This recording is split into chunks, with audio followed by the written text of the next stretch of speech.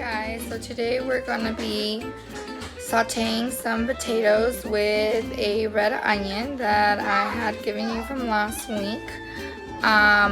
So it's really simple, and I want to keep this recipe as simple as possible because I don't know if you guys are getting help or not. So I want to make sure that you guys are able to do these simple recipes. Please, you guys, if for whatever reason I'm going way too fast or something, let me know, text me, and I could go ahead and help you out. Okay. These are the potatoes right here, and the red onions over here. I peeled some of them. I do like my potatoes with some skin on it. As you can see, this is the way I peeled it. The peeler's right there, and this is the pan I'm going to be using. We're going to go ahead and set it to get it hot already. So just a bit, and oh, that's a little too much, just a little less, you guys. And then and I am going to use this. If you have this the non-stick spray, it always helps. I just like it because if I leave it there, I know that they're not gonna get stuck, and it's easier to move. So anyway, so that we do that while it's still getting the pan is still not hot yet, so it's gonna take a while. My potato over here, and I like cutting it this way first, so you can get a little bit more steadiness with the knife. Then after that, we just dice them. I don't like them too small. Again, it's up to you. But yeah, if the smaller you cook, the smaller you cut them, the faster you'll cook. I like them to be bite-sized on my potatoes.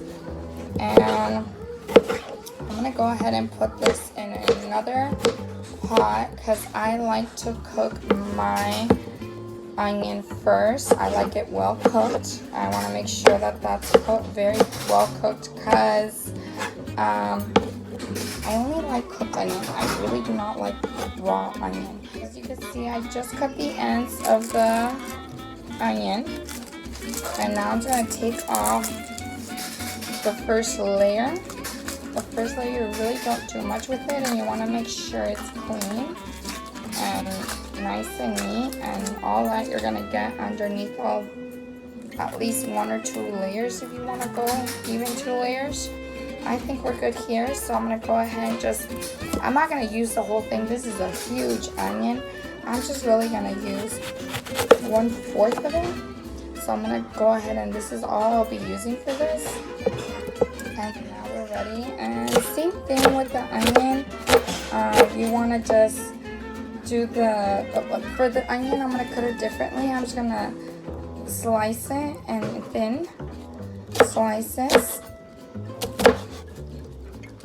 and let it, and now we're ready to put the pan again in the or on the fire.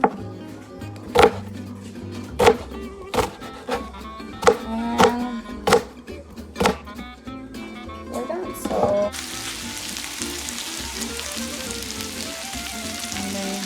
the potatoes went in, and I'm going to go ahead and put a little bit of garlic salt. There we go, that should do it.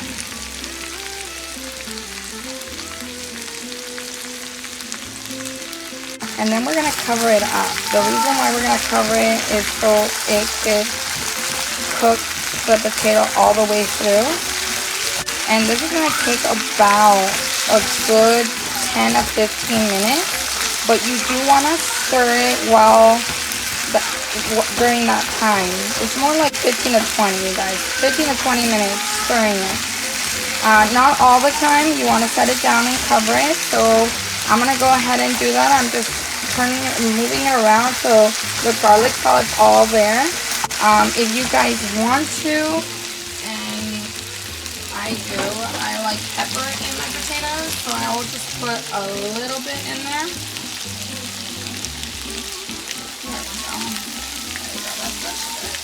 So some pepper, again, garlic, oops, sorry guys, some garlic salt.